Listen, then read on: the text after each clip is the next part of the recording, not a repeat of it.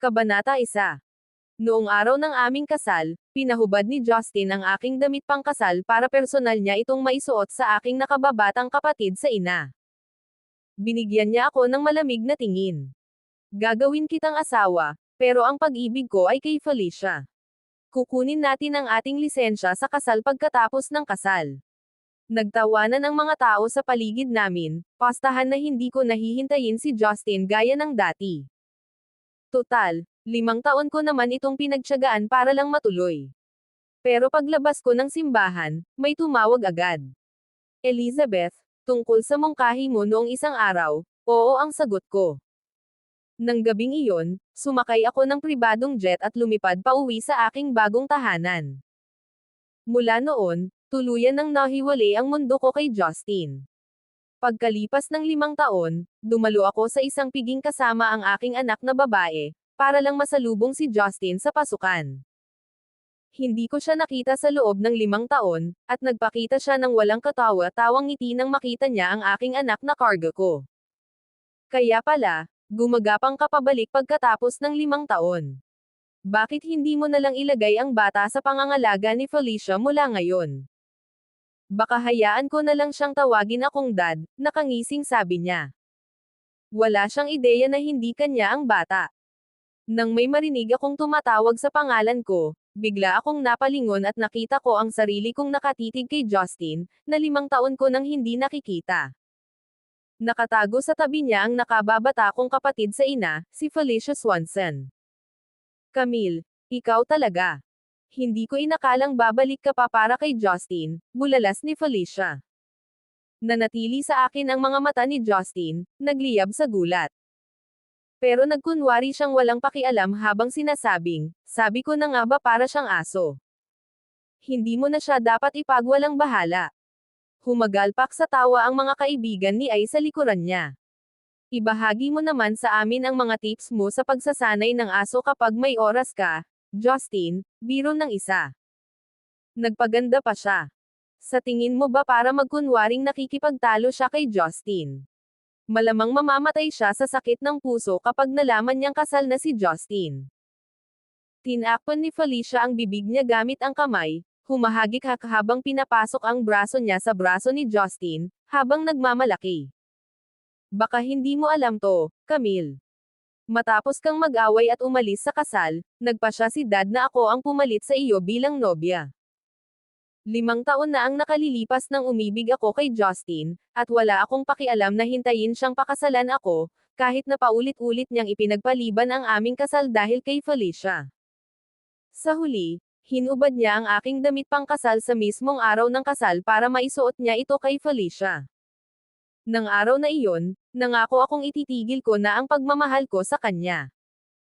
Higit sa lahat, mayroon na akong asawang nagmamahal sa akin at isang anak na babae na napakaganda at hindi ko masabi. Wala akong dahilan para madamay sa isang kalokohang tulad ni Justin. Ang piging ngayong gabi ay dapat sana'y isang pagdiriwang ng kaarawan ng aking anak na babae, na inorganisa ng aking asawa. Ayokong ma-stress sa espesyal na araw na ito. Kaya naman, ipinakita ko ang aking singsing sa kasal kina Justin at Felicia, habang nakangiti. Binabati kita. Ikinasal na rin ako. Naging malungkot ang mukha ni Justin sa sinabi ko, at nanatiling tahimik ang paligid habang naglaho ang masayang pakiramdam. Mahinahong nagbabala ang isa sa mga kaibigan ni Justin, tumigil ka na sa pagkukunwari, Camille. Magkunwari ka pa, at baka malimutan ka na lang ni Justin. Hindi ko napigilan ang pagkainis ko. Talagang nagpakasal ako. Nandito ako para sa isang salusalo. Muling nagtawanan ang mga tao sa sinabi ko. Tinitigan ako ni Felicia ng may pagmaliit. Siguradong mas makakabuti pa sa iyo ang gumawa ng mga kasinungalingang walang pakundangan, Camille. Ang tanging birthday party dito ay sa anak ko. Hindi ko inaasahan na gaganapin ng anak ni na Justin at Felicia ang birthday party ng kanilang anak sa iisang hotel na ginanap sa anak ko. Dahil sa espesyal na pagkakakilanlan ng aking asawa, natural lang na eksklusibo ang party. Hindi na ako nagulat sa katotohanang hindi ito alam ni na Justin at Felicia, at wala rin akong planong sabihin sa kanila.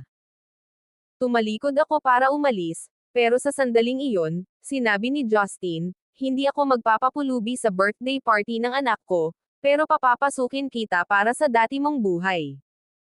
Sigurado akong matagal na rin simula nang huli kang napapaligiran ng ganitong karangyan. Malamang na naging mahirap ang buhay mo nitong nakaraang 5 taon. Akala ko nagawa na niya ang pinakamalaking biro. Ilang taon na kaming nakatira ng aking asawa sa isang pribadong isla.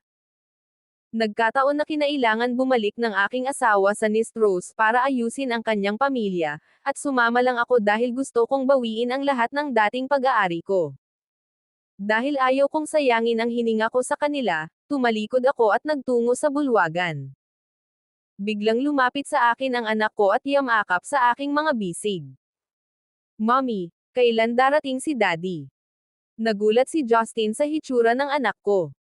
Pagkatapos, kumislap ang pangunawa sa kanyang mukha. Hindi nakakapagtaka na bumalik ka rito ng mayabang. Palihim mong isinilang ang anak ko. Inangat niya ang ulo niya at tinitigan ako ng mayabang.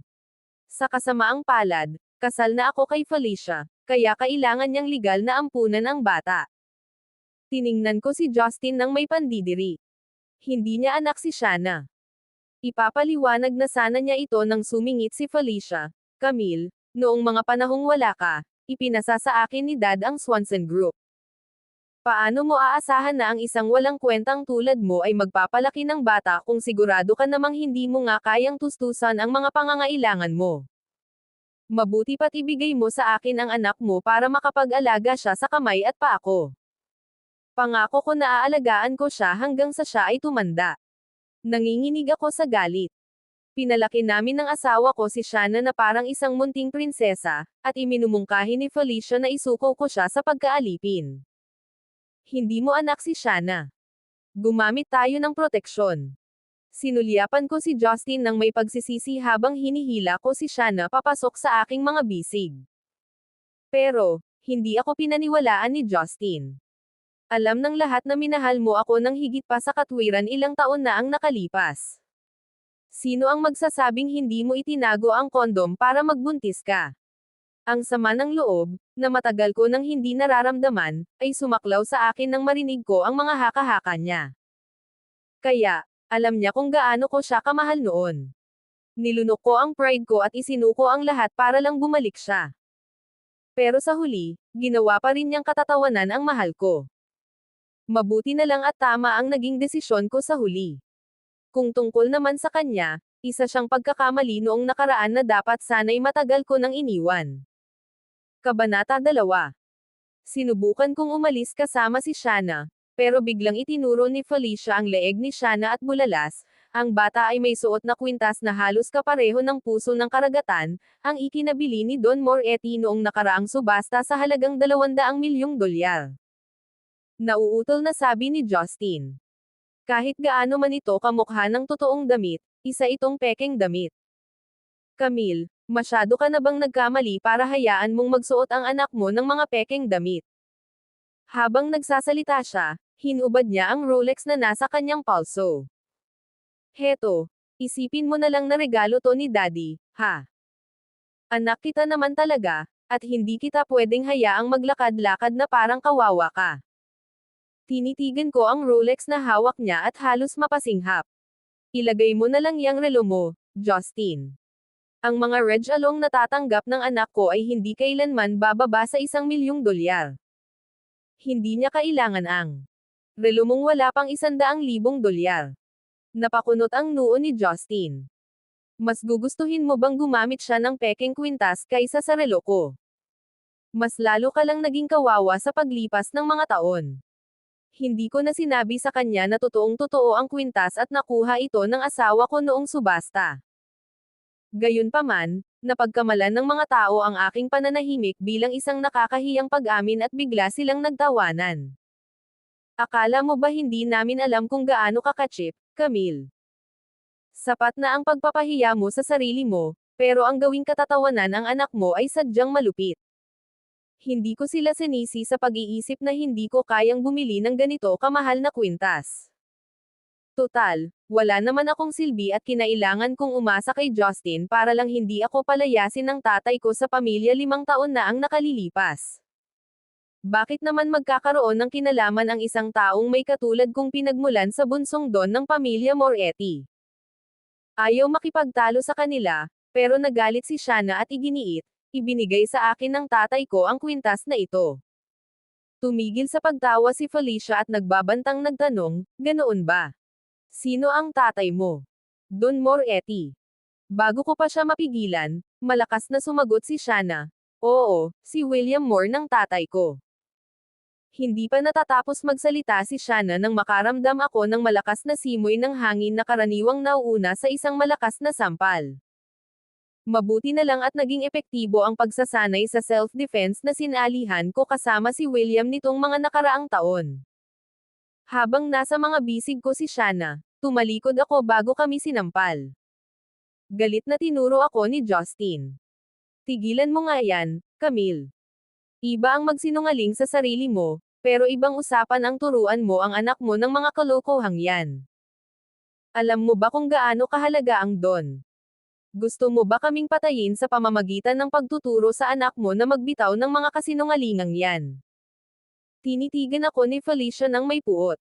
Kung sakaling hindi mo napansin, si Camille, ang mga Swanson, at ang mga Geller ay nanumpa na ng katapatan sa pamilyang Moretti. Mapapatay kaming lahat sa inyo kung magpapanggap kayong mag-asawa ni Don Moretti na asawa at anak niya. Sa sobrang gulat ni Shanna ay nanginag siya sa mga bisig ko. Niyakap ko siya ng mahigpit at binigyan si Justin ng isang malungkot at galit na tingin. Nang magtama ang aming mga mata, nakita ko ang panghihinayang na dumaloy sa kanya. Hindi ko naman tinatakot kayo ng anak mo, Camille, pero totoo na malapit na ang pamilya natin sa pamilya Moretti ngayon.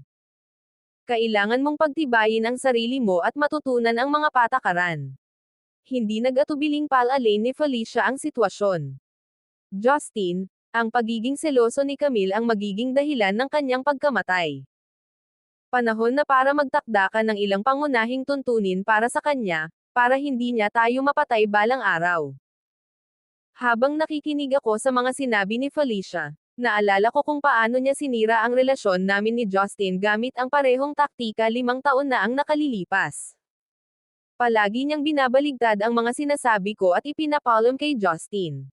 Noong una, hindi siya pinaniwalaan ni Justin o binigyan ng pagkakataon. Gayunpaman, unti-unti siyang natukso sa mga kasinungalingan nito at unti-unti akong pinapuna, binalaan akong kumilos ng maayos. Sa huli, natutunan niya akong pagsabihan. Walang kwentang basura. Pero, sa pagkakataong ito, hindi niya ako binigyan ng mahigpit na pag-uusap at sa halip ay itinapat niya sa akin ang Rolex. Tama na. Dalhin mo na ang relo para sa kapakanan ng bata. Bumili ka na ng maganda at itapon mo na ang lahat ng mga pekeng bagay na yan. Tutulungan kitang mag-ayos kapag libre ako. Nakita ko ang kanyang pagiging bukas palad ng may paghamak at pagkatuwa. Naisip ko kung ano ang magiging reaksyon niya kung malaman niyang ang pamilyang Moretti na kinakasama niya ay pinapatakbo ng aking asawa, kaya ako ang dona. Kabanata 3. Sumulyap ako sa orasan sa dingding. Malapit na magsimula ang piging. Hindi ko na kayang makipag-agawan pa kina Justin at Felicia. Binuhat ko si Shanna at tumakbo papunta sa priority lane. Nasa kalagitnaan na ako ng takbo nang biglang may sumulpot na batang babae mula sa kung saan, na napilitan akong dahan-dahanin ang paglalakad. Francine. Patakbong lumapit si Felicia sa batang babae at binuhat ito. Gayunpaman, itinuro ng batang babae ang leeg ni Shanna. Ma, gusto ko yan. Tinignan ako ni Felicia nang may pang-aasar. Ibigay mo sa anak ko ang pekeng kwintas, Camille, o hindi ko maipapangako na makakaligtas ang anak mo sa pagkaalipin sa bahay natin sa hinaharap. Natural lang, magiging tanga ako kung ibibigay ko pa ang kwintas. Humakbang si Delicia para agawin ito sa leeg ni Shanna, ngunit sa sandaling iyon, may dumating mula sa may kanto at sumigaw, ano ba ang ingay na ito? Hindi mo ba alam na may handaan sa kaarawan si Don Moretti dito ngayon? Nakilala ko kaagad na ang lalaking nagsalita ay walang iba kundi si Jack Moretti, ang tiyuhin ni William at ang susunod na taong gusto niyang paalisan. Sa isang tunay na pagkukunwari, lumapit si Justin kay Jack. Pasensya na sa hindi namin alam. Nagkataon na dito rin ginaganap ang handaan ng kaarawan ng aming anak na babae. Iniisip ko kung magkakaroon kami ng karangalan na dumalo sa handaan ni Don Moretti. Dahan-daang inabutan ni Justin ng tseke si Jack, at agad itong ngumiti. Siyempre, pero kung maliit lang ang salo-salo. Nang marinig ito, tumikim si Justin at sumulyap sa akin. Kung mas maayos lang sana ang kilos mo noong mga nakaraang taon, Camille, dinala na sana kita sa party ni Don Moretti. Sa kasamaang palad, isa ka lang palang katulong. Hindi ka karapat-dapat na manatili sa tabi ko, kahit na ikaw ang nanganak sa Biblo natin. Magkasama kaming dadalo ni Felicia sa party kung ganoon. Itinaas ni Felicia ang kanyang baba at tumingin sa akin pababa, ngunit sinuklian ko ang kanyang mapanghamong tingin ng bahagyang pagkibit balikat at isang ngiti. Hindi pinapayagan ng pamilya Moretti ang mga tagalabas sa kanilang piging. Good luck sa pagpasok. Kasabay nito, tumalikod ako at nagtungo sa priority lane. Napapaligiran ng katahimikan, natagpuan ko ang aking sarili na nagbabalik tanaw sa nakaraan. Mahal na mahal ako ni Justin. Pagkamatay ng aking ina, inuwi ng aking ama ang kanyang kabit at anak sa labas. Ginugulo ako ni Felicia at ng kanyang ina sa loob ng 10 buong taon, at si Justin lang ang nag-iisa. Isang taong nagpoprotekta sa akin. Pero sa huli, noong araw na masayang naghanda ako para pakasalan siya, may nagpahubad sa akin ng damit pangkasal para personal niya itong maisuot kay Felicia. Gagawin kitang asawa, pero ang pag-ibig ko ay kay Felicia. Kukunin natin ang ating lisensya sa kasal pagkatapos ng kasal. Mula pa noong sinabi niya ito, alam ko nang patay na ang lalaking nagsabing mahal niya ako.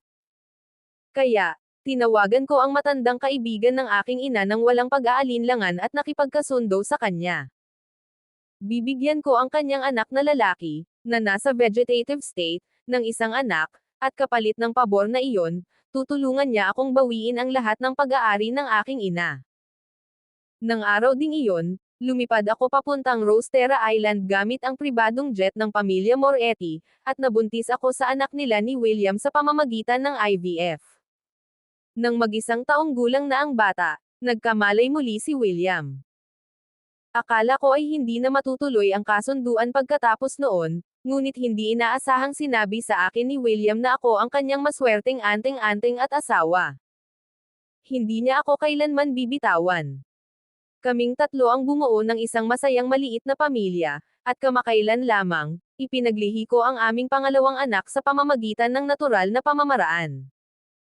Hindi sana ako babalik sa Nistros kung hindi ko lang talaga balak bawiin ang pamilya Swanson, at hindi rin sana ako makikita ni Justin. Natigilan ako sa pag-iisip at inayos ang medyo gusot kong damit. Maya-maya lang, nakatanggap ako ng mensahe mula kay William, na nagsasabing nasa entrance na siya ng hotel. Napangiti ako nang makita ang mensahe sa telepono ko at hinanap si Shanna, pero narinig ko ang kanyang sigaw. Dali-dali akong tumakbo papunta sa pinanggagalingan ng boses niya at nakita ko si Felicia na nakahawak sa maliliit niyang balikat habang ang anak niyang si Francine ay nakasakay kay Shanna at sinasampal siya. Anong ginagawa mo? Sa galit ko, itinulak ko ang mga iyon palayo kay Shanna at mabilis siyang hinayla papasok sa mga bisig ko. Namumula ang mukha ni Shanna dahil sa pagsampal, at may mga bakas din ng daliri sa leeg niya. Gayunpaman, nanatili siyang matatag at hindi umiyak. Mommy, gusto nilang agawin ang kwintas ko. Pero sinaksak ko sila ng tinidor. Mahinang paliwanag ni Shanna. Tumabi si Justin at sumimangot sa akin. Ibigay mo na lang kay Francine ang peking kwintas na yan, Camille. Isa ka lang talagang mangingibig para sa akin. Alamin mo ang lugar mo. Sabi ko naman sayo, kasal na ako. Tinignan ko siya ng may pagtataka, pero bilang kabayaran sa mga taon na ginugol niya sa pagprotekta sa akin, pinili kong huwag ng palalain ang tensyon sa pagitan naming dalawa. Gayunpaman, pagkatapos ng ginawa ni Felicia at Francine kay Shanna, naisip kong panahon na para ayusin ko na ang mga problema, luma man o bago. Nahuli ako ni Justin na nakatitig sa kanya at umatras ng isang hakbang. Pagkatapos ay humakbang siyang muli para hawakan ang mukha ni Shanna, ngunit hinampas ko ang kamay niya. Sumimangot siya, tumigil ka nga, Camille. Hindi mo ba naisip kung ano ang maaaring mangyari kung mahuli kang palihim na hinahanap ako? Galit na galit siya at sinubukan akong hulihin, at sumigaw si Felicia, seguridad. May magnanakaw na pumutok dito. Sabay-sabay, lahat ay napalingon sa akin. Itinuro ni Felicia si Shanna, na nakayakap sa akin, at sinabing, ninakaw ng magnanakaw na ito ang puso ng karagatan, ang kwintas ni Don Moretti. Biglang lumapit si Jack at hinarap si Justin. Kabit mo ba siya? Nag-atubili sandali si Justin, pagkatapos ay mabilis na umiling. Hindi, matagal na kaming nakipaghiwalay sa kanya. Nakahinga ako ng maluwag nang marinig ko ang sagot niya. Patay na ang lalaking sana'y isuko ang mundo para sa akin, at si Justin ay isa na lamang duwag ngayon. Kung gayon, palayasin mo siya. Nasa pintuan na si Don Moretti, at pangako ko sa iyo, hindi magiging maganda kapag nagalit siya. Pagkatapos magbigay ng babala si Jack, lumapit sa amin ang mga tao. Umatras ako habang yakap si Shanna, habang umuungol sa kanila, umalis kayo. Ako si William. Naputol ang sasabihin ko nang sampalan ako ni Felicia ng malakas sa mukha. Ang lakas ng loob mong banggitin ang pangalan ni Don Moretti. Tumulo ang dugo mula sa sulok ng aking bibig, at isang malamig na tingin ang sumilay sa aking mga mata. Bumalik lamang ako sa Nistrose para bawiin ang pamilyang Swanson at ang pamana ng aking ina. Ngunit ngayon, kailangan kong idagdag ang pagpabayaran si Felicia sa aking listahan ng mga dapat gawin. Pagkalipas ng 3 araw, kukunin ko na lahat ng ari-arian niya. Sasampalin na naman sana ako ni Felicia, pero mabilis akong kumilos, hinawakan ang palso niya at sinampal ang mukha niya. May sumigaw sa gitna ng kaguluhan. Dumating na ang Don. Sabay-sabay na natahimik ang lahat at yumuko ng paaba patungo sa pinto. Ako na lang ang nanatiling nakatayong yakap si Shanna. Hinayla ni Justin ang lelayan ng damit ko, at pinagalitan ako, paano mo nagawang tingnan ng diretsyo sa mga mata ni Don Moretti? Kung ipagpapatuloy mo to, Camille, kahit ako ay hindi makakapagligtas sa'yo. Hindi ko siya pinansin at nanatili akong nakatayo, pinanood ang lalaking nasa pasukan na papalapit sa akin. Pinipigilan ng lahat ang kanilang hininga, na parang naghihintay na makitang mapahiya ang isang magnanakaw na tulad ko. Kabanata 4. Dahan-daang lumapit sa amin si William, ang pidgel na kapangyarihan ay gumugulong sa kanyang kahangahangang pangangatawan. Walang nang ahas na magangat ng kanilang mga ulo upang tumingin sa kanya. Lumipat ang tingin niya sa akin nang marinig ko ang mahinang tawa ni Felicia. Bamulong siya, patay ka na, Camille. Hindi ka hahayaang makalusot ni Don Moretti dito. Pero ang nakita ko lang sa mga mata ni William ay pag-aalala at galit. Natigilan lang siya nang marating niya kami ni Shanna. Nang makita niya ang mapula-pulang pisngi ni Shanna, ang hangin sa paligid niya ay naging napakalamig at tahimik. Anong nangyari rito? Tanong niya, walang init ang boses. Bago pa ako makasagot sa kanya, biglang umayos ng upo si Felicia at itinuro ako. Sinimulan ito ng babaeng ito. Ang lakas ng loob niyang sabihing anak mo ang batang to, Don Moretti. Asong-asong. Ulit ni William, nakakunot ang noo habang hinihimas ng kamay ang tuktok ng kanyang tungkod, senyales na malapit na siyang magwala. Noon pa man ay mahal na mahal niya kami ni Shanna. Maaari namin siyang tawagan at sabihin sa kanya na nami-miss namin siya bigla, at sasakay siya ng private jet niya pabalik sa Rostera Island para bisitahin kami.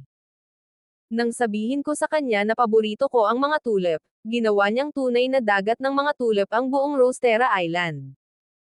Kung nahihirapan si Shanna na makatulog sa gabi, nagpupuyat siya para lang ampunan siya at hikayatin na makatulog. Sinabi sa amin ni William na kami ang pinakamahalagang kayamanan na maaari niyang ariin, at hindi niya kayang makita kaming magdusa o magalit. Pero ngayon, kami ni Shanna ay napahiya at pinaglaruan sa isang piging ng pamilya Moretti. Isang nakamamatay na tingin ang pumuno sa mga mata ni William, halos umagos sa bingit. Dahan-dahan akong lumapit sa kanya para pakalmayan ang nag-aalab niyang galit. William. Kakalabas lang ng pangalang 141 sa bibig ko nang malakas akong hilahin ni Felicia. Ikaw na asong babae. Paano mo nagawang tawagin si Don Moretti sa pangalan niya? Magsama-sama kayong lahat para maitaboy natin ang babaeng to palabas ng pinto bago pa niya mas lalong menas si Don Moretti. Habang tinitipon ni Felicia ang mga tao, hindi niya namalayan na nakatingin na pala sa kanya si William na parang patay na siya. Patuloy siyang sumisigaw, ngunit walang nang ahas na humakbang papalapit. Tinanggal ko ang kamay niya at pamwesto sa likod ni William. Mukhang sabik ka ng tulungan akong patakbuhin ang pamilya, sarkastikong sabi ni William, kumukunot ang mga labi habang matalim na nakatingin kay Felicia. Sinusubukan ko lang sanang tulungan kang magtapon ng basura. Yumuko si Felicia, hindi naglakas loob na salubungin ang tingin ni William. Sumanghal si William, sa kamarahang tinapik ang kanyang tungkod sa sahig ng 2 beses.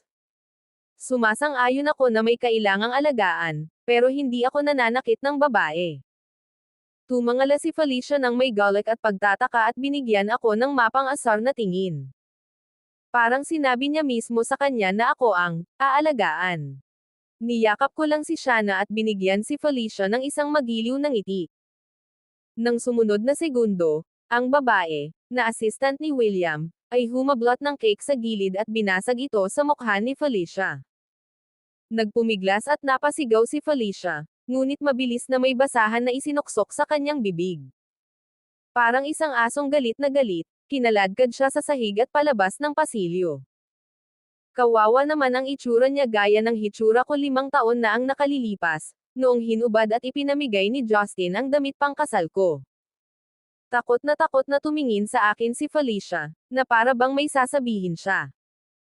Gayunpaman, huli na ang lahat. Kinaladkad at itinapon siya palabas ng salo-salo ng pamilya Moretti na parang isang supot ng basura. Nagulat ang lahat sa bulwagan sa pagbabago ng mga pangyayari, ngunit walang nang ahas na questionin ang desisyon ni William. Hinayla ni Francine ang braso ni Justin, pero tinitigan niya lang ako ng may pagtataka. Kinuha ni William si Shanna mula sa akin at marahang hinaplos ang mukha ko. Anong nangyari sa iyo, mahal ko? Ilang sandali lang ang nakalipas, pwede na akong makalaban ni Felicia ng walang aberya. Gayunpaman, namuo ang hinanakit sa akin nang marinig ko ang boses ni William, at niyakap ko siya. Pinagtripan nila kami ni Shanna habang wala ka. Kabanata 5.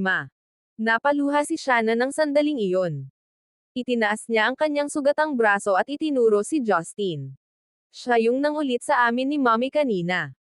Isang hindi maintindihang tingin ang sumilay sa mukha ni Justin, ngunit nanatili siyang nakayuko habang humihingi ng tawad sa amin ni Shanna. Lubos akong humihingi ng paumanhin, Don Moretti. Hindi alam ng aking asawa at anak na babae ang dapat gawin at sila ang sumire kay Mrs. Moretti. Tinanggal na ni Francine ang kanyang nakakatakot na anyo at lumuluhang humingi ng tawad sa amin. Nagdiriwang ang pamilya Moretti ngayong gabi, at ayokong may makasire sa espesyal na okasyon. Isa pa, pwede ko namang ayusin ang problema kina Justin at Felicia sa ibang pagkakataon. May pinahatid ako sa kanila palabas, pero bago sila umalis, nakita ko ang mga mata ni Justin na nagniningning. Hindi ko ito pinansin at nanatili sa tabi ni William habang naglilibot kami sa salo-salo ng pamilya. Ginamo na ng doktor ang mga sugat ni Shanna, at ang batang babae ay nakahiga na ngayon sa balakang ni William, tinatamasa ang atensyon ng lahat sa pamilyang Moretti. Nakilala ako ng mga malalapit kay Justin noon at halos hindi maitago ang kanilang pagkabigla, wala naman silang magagawa sa kanilang pagkamangha. Sa huli, wala silang ibang nagawa kundi ang masunuring tawagin akong, Mrs. Moretti. Umuwi na kami ni William pagkatapos ng salusalo. Hinubad ko na ang makapal na gown at nagpalit ng pajama sa loob ng kwarto. Nakamaskara ako habang nakahiga nang may mapansin akong mensahe mula sa isang hindi kilalang numero sa inbox ko, ilang oras na ang nakalipas. Isa itong simpleng text na nagsasabing, Camille, Ang kasal ko kay Felicia ay isa lamang maniobra sa negosyo. Ikaw pa rin ang pinakamamahal ko. Bumalik ka sa akin. Malinaw na si Justin ang nagpadala ng mensahe. Tinitigan ko ito, hindi galit ang nararamdaman, kundi pagkaaliw. Sinira niya ang reputasyon ko 5 taon na ang nakalilipas para kay Felicia. Ngayong nakalipat na ako sa mas luntiang damuhan, nagmamakaawa na siyang bumalik ako sa kanya at maging mangingibig niya. Iniisip ko tuloy kung saan niya nakuha ang kumpiyansang maniwala na iiwan ko ang asawa ko na nagmamahal sa akin, at pipiliin ang isang basurang tulad niya. Hindi ako recycling center para sa basura tulad mo, Justin. Hayaan mo na nga ako. Mahinahon kong tugon sa kanya. Pagka-send ng message, tinawagan ako ni Justin. Naliligo pa rin si William. Kahit nagseselos siya, ayokong masira ang relasyon namin dahil kay Justin. Gayunpaman, hindi ko sinasadyang natuloy ang tawag sa halip na tinanggihan ito. Mayabang ngunit gulat na boses ni Justin ang umalangaw-ngaw sa kabilang linya. Alam kong hindi ka pa nakaka-move on sa akin, Camille. Maaaring ilang taon ka nang nag-aaway at nagpakasal sa iba kahit nabuntis ka na sa anak ko, pero alam kong mahal mo pa rin ako. Bumalik ka sa akin.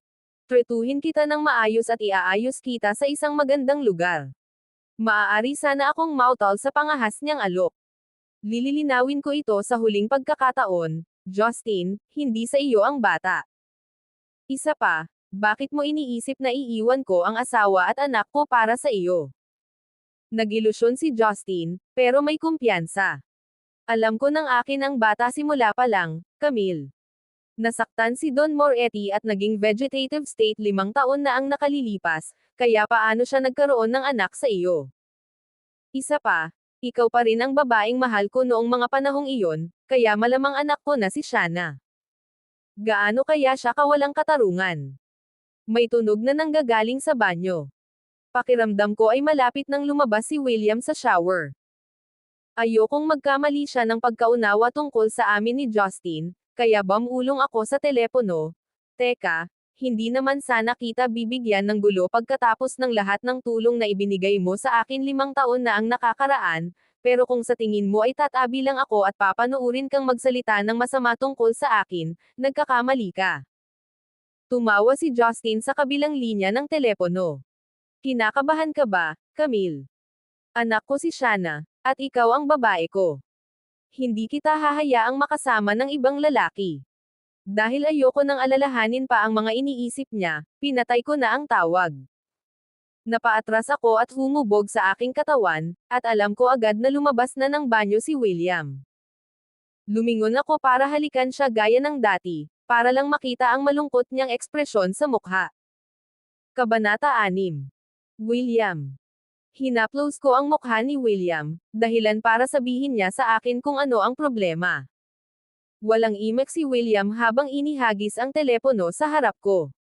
Kinuha ko ang telepono at nakita ang mensaheng ipinadala ni Justin sa kanya. Don Moretti, ayokong malaman mo ang tungkol dito. Si Camille ang kasintahan ko, pero pinakasalan ka niya noong buntis siya sa anak ko at nagsinungaling siya sa iyo simula noon. Para lang mapatunayan ang punto niya, nagpadala pa siya ng mga lumang litrato namin na nagkakatalik. Nang inig ako sa galit nang makita ko ang mga litrato, hindi ko inakalang ganoon kababa ang gagawin ni Justin. Matagal ko nang tinapos ang relasyon namin ni William. Ikaw ang pinakamamahal ko, nanginginig na sabi ko habang yakap ko siya ng mahigpit. Hindi niya ako itinulak palayo, ibinuhos lang niya ang galit niya habang niyakap niya ang baywang ko. Siyempre naman, naniniwala ako sa'yo, mahal ko. Hinalikan ni William ang earlobe ko sabay dagdag. Galit lang ako, hindi sa'yo, kundi sa katotohanang hindi ka sapat na umaasa sa akin. Punong-puno ng sakit sa puso ang kanyang mga titig, ngunit ang tanging naramdaman ko ay init. Para sa lahat, si William ang walang awa at hindi mapagpatawad na si Don Moretti. Gayunpaman, para sa akin, siya ang aking tapat at laging mapagmahal na asawa. Sinaktan niya kayo ni Shanna. Ay papapunta ko na ba siya at ang pamilya niya sa dagat? Malambing niyang tanong. Gayunpaman, umiling ako. Ayokong mawala sila ng ganoon kadali. Gusto kong mawala sa kanila ang lahat, at kasabay nito, gusto kong isantabi ang kaligayahan ko sa harap nila. Pumayag si William nang walang pag-aalinlangan.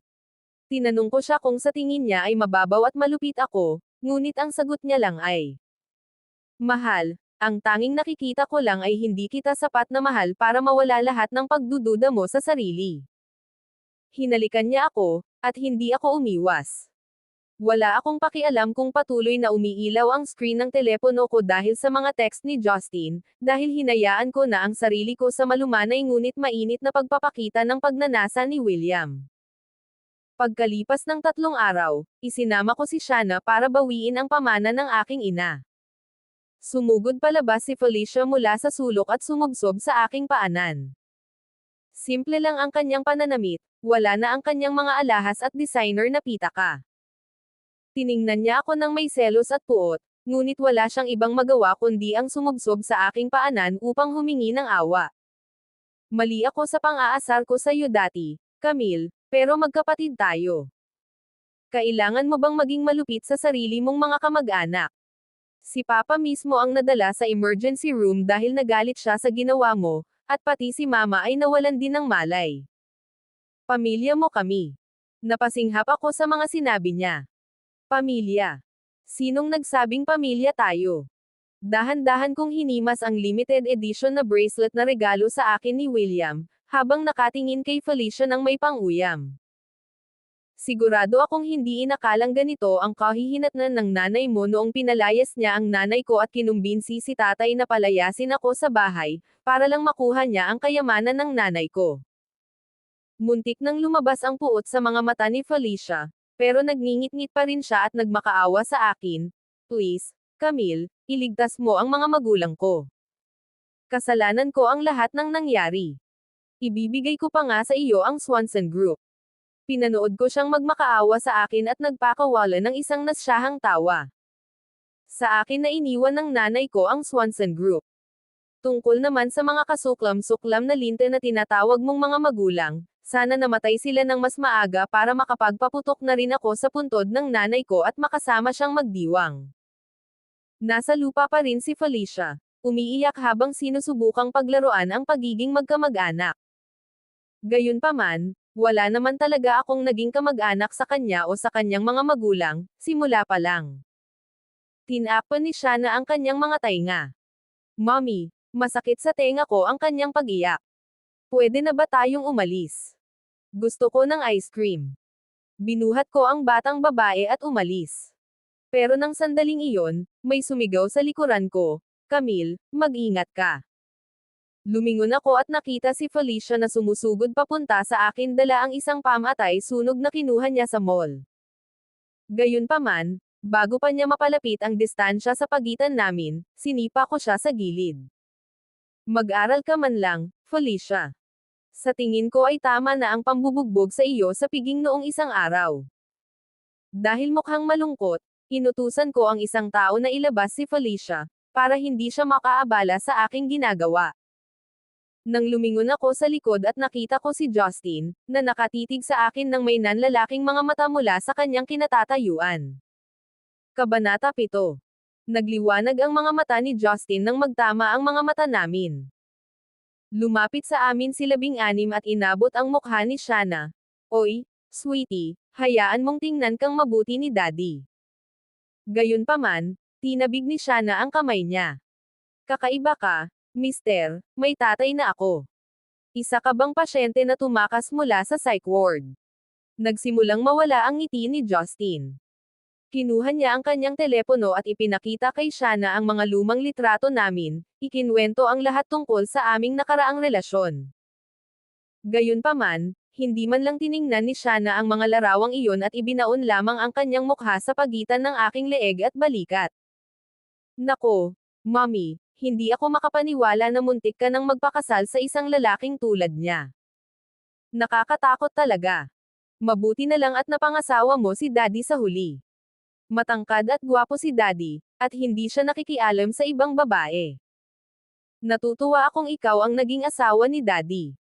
Hinaplos ko ang maliit na mukha ni Shanna at masayang nangakong yayain ko siyang kumain ng ice cream mamaya. Sumigaw si Justin pagkatapos namin, bakit mo naman gagawing lihim ang sarili mo at ang bata ng ganito, Camille? Alam mong mahal mo ako. Natigilan ako. Tuwang-tuwa si Justin at tumakbo palapit sa akin at sinabi sa aking tainga, makinig ka sa akin, Camille, sumpaman ay naghiwalay na kami ni Felicia. Ang kailangan mo lang gawin ay tulungan akong pamahalaan ang pamilya Moretti, at gagawin kitang aking nag-iisang asawa. Iniangat ko ang aking tingin sa kanyang mukha, na puno ng kasakiman at mabangis na ambisyon. Biglang nawala ang matuwid na Justin na dating kilala ko, at napalitan siya ng isang makasarili at sakam na halimaw na gumagamit lamang ng mga babae para makuha ang gusto niya. Malamig kong sinenyasan ang mga bodyguard sa likuran ko, na humakbang papalapit at inipit si Justin sa lupa. Katulad ng kung paano ako pinahawakan ni Justin sa mga bodyguard niya noong araw ng kasal namin 5 taon na ang nakalilipas habang hinuhubad nila ang damit pangkasal ko, pinatanggal ko rin sa security guard ko ang suit niya. Ikaw ang basura ng mundo, Justin. Matagal na kitang tinigilan sa pagmamahal. Si William ang pinakamamahal ko ngayon, at siya ang asawa ko. Mas may alindog at kapangyarihan siya sa isang daliri kaysa sa iyo sa kasalukuyan mong kalagayan, hindi ko aakalang sasaktan ang pinakamamahal kong asawa para sa isang hamak na tulad mo.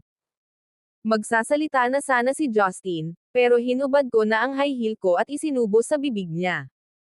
Ito na ang huling pagkikita natin, Justin. Siguro dapat mo nang simulan ang pag-iisip ng mga paraan para iligtas ang kumpanya mo sa halip na mga paraan para ibagsak ang iba. Hindi nagtagal at naitulak palabas ng mga bodyguard si Justin. Nakatayo ng nakatihaya, sumandal ako sa pader at iginalaw ang aking nakayapak sa sulok. Mahal kong asawa, balak mo ba akong iwanang nakabitin dito? Lumabas si William mula sa madilim na sulok, at masayang tumakbo si Shanna papunta sa kanya. Gayunpaman, nanatili ang kanyang mga mata sa akin. Alam mo bang nandito ako noon pa? Mahinahon ang boses niya, mahirap unawain ang tono. Gayunpaman, dahan-dahan akong naglakad palapit sa kanya. Siyempre naman. Sumandal ako sa kanya at bumulong sa tainga niya, mahalagang sabihin sa isang tao na mahal mo sila, at sa tingin ko ay ilang taon na rin mula nang sabihin ko ito sa iyo, mahal na mahal kita, William. Hindi nagtagal ay niyakap niya ako ng mahigpit, at bumalot sa akin ang pamilyar niyang amoy. Ramdam ko ang panginginig niya habang yakap niya ako ng mahigpit. Ito ang unang beses na sinabi mo sa akin. Mahigpit ang yakap niya sa akin, at narinig ko kung gaano siya kasaya habang sinasabi niya, pero tuwang-tuwa akong marinig yan, Camille. Mahal na mahal din kita. Halos mahati ang puso ko habang yakap ko siya. Noon pa man ay naniniwala na ang malaking hanggal na ito na pinakasalan ko siya dahil sa isang kasunduan namin ni Elizabeth. Kahit noong natural na ipinagbuntis namin ang aming pangalawang anak, nag-aalala pa rin siya na baka hindi ko siya mahal. Pero sana, sa paglipas ng panahon, maipakita ko rin sa kanya kung gaano ko siya kamahal. Pero sana, sa paglipas ng panahon, maipakita ko rin sa kanya kung gaano ko siya kamahal. Naayos ko na ang mga bagay-bagay sa Nistros at binawi ko na ang Swanson Group. Para naman sa Geller Group, napagpasyahan ni William na ibigay ito sa akin bilang regalo.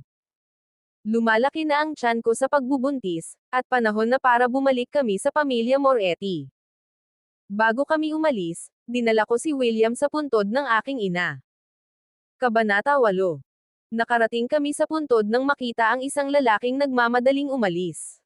Base sa kanyang pagkakatagilid, napagtanto kong ang lalaki ay walang iba kundi si Justin. Bigla kong naalala kung paano sama-sama sa akin si Justin para bisitahin ang puntod ng aking ina sa anibersaryo ng pagkamatay nito. Gayunpaman, nang magkaroon siya ng relasyon kay Felicia, tumigil na siya sa pagsama sa mga pagbisitang iyon. Si Justin ay pinalaya sa pamilyang Geller matapos mabili ang Geller Group. Hinanap niya ako ilang araw na ang nakalipas, ngunit mahigpit ko siyang iningatan sa labas ng pinto at hindi ko na siya nakita simula noon. Hindi ko inakalang pupunta siya para mag-iwan ng mga bulaklak sa puntod ni nanay sa anibersaryo ng pagkamatay nito. Napadako ang tingin ko sa pumpon ng mga puting liryo na nakalapag sa harap ng puntod ni nanay, at casual ko itong tinaggal. Inilapag ko ang bagong bouquet na binili ko sa lugar nito. Hindi nagkaroon ng pagkakataon ang isang maruming lalaking tulad ni Justin na dungisan ang puntod ng nanay ko. Nakatitig sa larawan ng babaeng mukhang maamo sa lapida, at walang tigil na umagos ang mga luha sa aking mga pisngi. Yumuko ako at inakbayan ang lapida, saka ikinwento kay nanay ang lahat ng nangyari nitong mga nakaraang taon. Niyakap ni William si Shanna habang tahimik siyang nanatili sa tabi ko. Pagkatapos kong umiyak ng malakas, sinundan niya ang kilos ko at lumuhad sa harap ng puntod ni ina, tahimik na nag-alay ng panalangin para sa kaluluwa nito. Tiniyak niya rito, huwag kang mag-alala. Pangako ko na aalagaan kong mabuti si Camille. Pagkatapos noon, tinulungan niya akong tumayo at pinunasan ang mga luha sa aking mukha. Magkahawak kamay kaming umuwi. Nakarinig ako ng mga nag-aaway na boses paglabas ko ng sementeryo. Paglingon ko sa pinanggagalingan ng ingay, nakita ko ang isang babaeng sumisigaw sa isang lalaki, karga ang kanyang anak. May asawa na siya, Justin. Ano pa ang saysay ng pagpapanggap na iba kung may asawa at anak ka na? Ikaw ang bahala sa amin ni Francine. Kung hindi mo ako niloko sa loob ng maraming taon, Felicia, hindi sana kita sinipangan, lalo na't mawala si Camille dahil sa aswang na ipinagbuntis mo. Matinis na sigaw ang pinakawalan ni Felicia habang sinusugod si Justin. Paano mo nagawang tawaging aso ang anak natin, Justin? Walang hiya kang basura.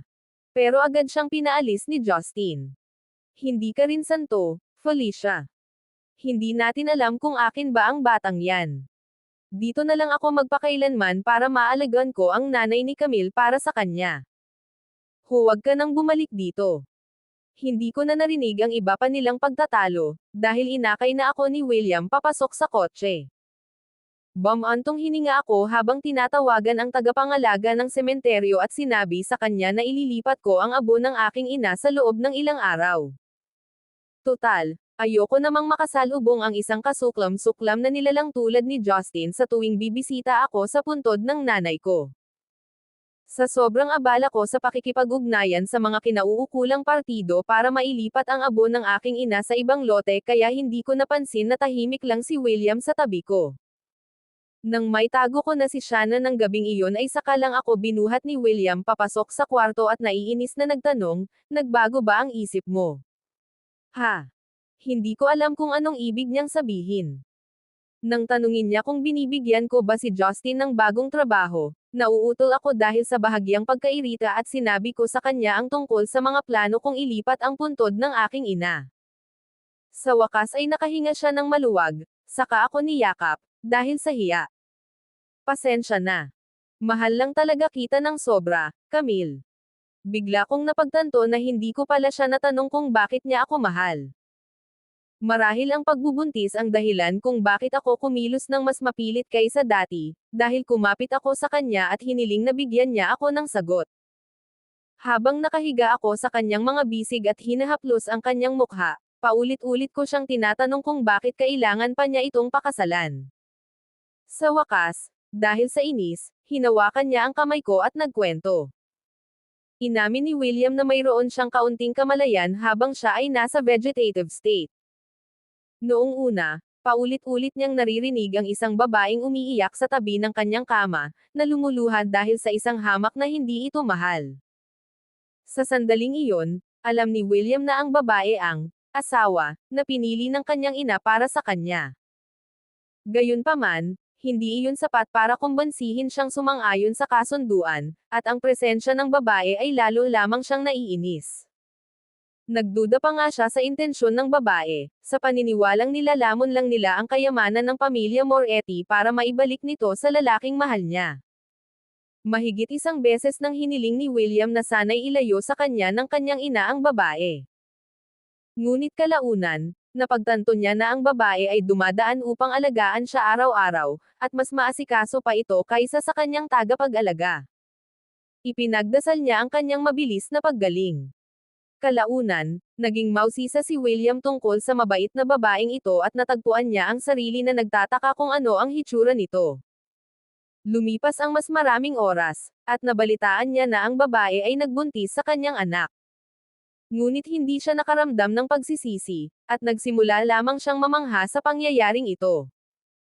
Nagsimula na siyang gastuhing makilala ang kanyang asawa at anak. Nang marinig niyang isinilang ang kanyang anak na babae, sa wakas ay nilabanan niya ang kadilimang bumabalot sa kanya sa mga nakaraang taon at nagising. Ako ang unang taong nakita niya, ang aking anino ay nasisikatin ng araw habang nakaupo ako sa tabi ng kanyang kama. Napakaganda mo noong araw na iyon, parang isang anghel na ipinanganak sa sikat ng araw. Nang makita kita, naisip ko na baka isang anghel ang gumising sa akin gamit ang kanyang halik. Magiliw na hinalikan ni William ang aking mukha, ang kanyang mga mata ay puno ng mapagmahal na pagpapalayaw. Kaya, iyan ang buong kwento. Parang natanggal ang bigat sa dibdib ko. Sa totoo lang, hindi lang siya ang nagdududa sa kasal na ito. Noong una, umaasa akong mabawi ko ang Swanson Group gamit ang matibay na pamilyang Moretti. Nanatili ako kay William pagkatapos dahil ayaw kong lumaki si Shanna nang walang ina tulad ko. Alam kong walang kapantay ang pamilya ko sa pamilyang Moretti, kaya sinikap kong maging isang mabuti at responsableng asawa. May mga pagkakataong naiisip ko kung mag-asawa ba sa akin si William at palayasin ako. Pero lalo niya lang akong minahal sa bawat araw na lumilipas, at ngayon, buntis na ako sa aming pangalawang anak. Pakiramdam ko ay mapalad akong maging asawa niya.